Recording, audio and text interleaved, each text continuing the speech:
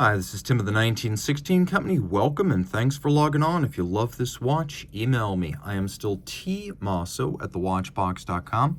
It is still in the description below.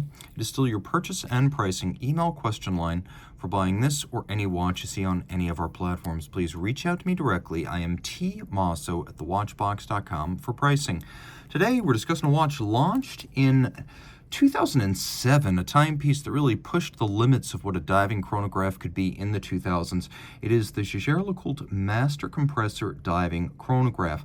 So at 44 millimeters in diameter in rose gold, it is a sizable diving chrono, 16.2 millimeters thick, and from lug tip to lug tip, it's got a broad wingspan of 52.2 millimeters with a 22 millimeter spacing between the lugs. On my wrist, which is 16 centimeters in circumference, you can see this is a very large watch. It's got the presence of a Panerai or a Royal Oak offshore, though it's more refined generally than either. That said, I do think this is probably a little too large. I'm going to move the camera away and let you guys decide whether a 16 centimeter circumference wrist could wear this watch. Sometimes when I zoom out, things look a little bit more proportional when you can see the rest of my arm and hand. So I'm going to let you make the call whether this is the smallest wrist that could wear the watch, or whether you need to be maybe a 17 and up if you want to wear this successfully. One more look down the barrel, and I will let you make the call. It's a very Panerai style bellows rubber strap. You can see it's got flexibility molded into it. It's got some hollows on the bottom to vent the wrist. It is a Jaeger-LeCoultre factory strap, as you can see, in brand new condition with a matching rose gold pin buckle of substantial size and weight. You can see it has both polish and satin.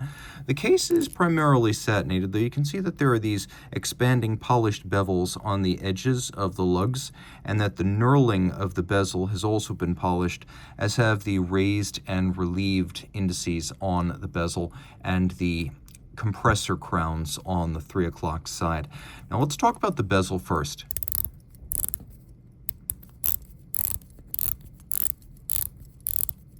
It is a super chunky and incredibly rewarding 60-click bezel that has an incredible detent. I would say it's on par with the likes of Doxa and Panerai for the loudest and sharpest click I've encountered. It really feels what it's worth. It is an expensive watch that is built well, and that ratchet, so important on a dive watch, as a ropey or indistinct bezel can be a feature that breaks a dive watch, just as a great diving bezel can make a dive watch.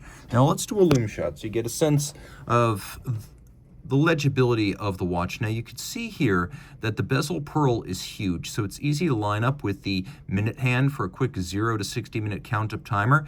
You can also see the operation indicator down at 6 o'clock. It's that disc that transitions from bright to dark and back.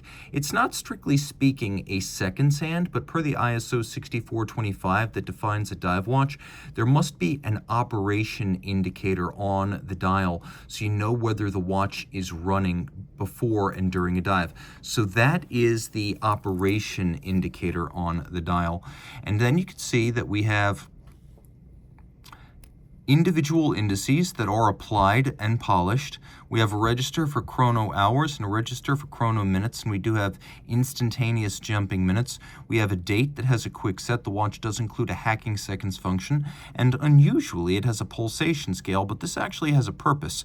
A tachometer wouldn't make as much sense for a dive watch since that's used to gauge speed, but being able to monitor your pulse can give you important information about your ability to endure for different periods on a given amount of oxygen at a given depth during a dive. So monitoring your pulse can actually be quite useful, which is why we have a pulsation scale here. The way this works is you start the chronograph while counting your pulse, and when you get to 30 individual pulses counted, that's when you stop the chronograph. So if I were to count 30 right now, we'd be at 160 beats per minute. So that's how that works. It's a pulsation scale. Often considered to be a doctor's scale, it actually has specific relevance to a diver. Now, the watch does not have a running seconds hand. It has the operation indicator, but you might want to just keep the chronograph running so you have seconds.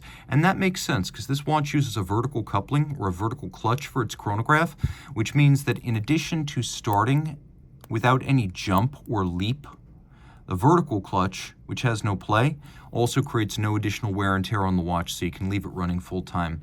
Now the watch does have a quick set system for the date, and then if you pull the crown out all the way, a hacking or stop seconds function. It also uses the compressor crown system. This was launched in 2002 by JLC, and it's really quite brilliant. First, these crowns are easy to manipulate if your hands are sweaty or gloved, ideal for a marine environment, and on a dive watch, perhaps indispensable. The other thing too is they show you when they are unlocked. So for example, when you see white right here, now I have more opportunity to manipulate the crown than if I see gold. So when I have white, it is not tight. Now I can wind the watch, I can withdraw the crown, I can set the watch, and then all I need to do is turn 1/2 turn, and I've got 300 meter water resistance, just like that. Unlocked, locked. This is a patented system, and it makes a lot of sense. All of the crowns, including pushers, are rubber coated. And then on the reverse side, you can see the geosphere, the symbol of the 1958 geophysical year. Originally associated with the geophysic model, it came to symbolize the master 1,000 hours control. Inaugurated in 1992, it is a fully assembled watch, 6-position test of chronometry, durability, water resistance, winding efficiency, power reserve, and overall functionality. 1,000 hours or over 41 days. Remember, the COSC is only about 2 weeks, and this is a full watch test, not a bare uncased movement as with the COSC. So underneath this case back, we have caliber 751D, which was JLC's first in-house automatic chronograph caliber. It uses ceramic rotor bearings with unidirectional winding, which is more efficient than bidirectional and steel. 65-hour power reserve, automatic winding, 2 barrels in series, so that the watch has a very flat torque plateau, and it really only gains time or loses time at the extremes of the power reserve. That's the advantage of having those 2 barrels in series. You've got the quick set, you've got the hacking, it all pivots on 41 joules. It has a column wheel for actuating the chronograph. So in addition to the vertical clutch, which allows for seamless engagement and wear-free running, the column wheel makes for a very crisp action. The movement also has a free-sprung balance architecture that makes for very precise adjustment, but also greater shock resistance than a mobile stud index. This is a watch and movement that has just about everything going on. If you love this watch, reach out to me. I am Team Mosso at thewatchbox.com for purchase and pricing details, and I think we've covered all of the details, but I do have one more. Although the watch has a 65-hour power reserve, no tricks are played to get that long power reserve. It still has a modern 4 Hz beat rate.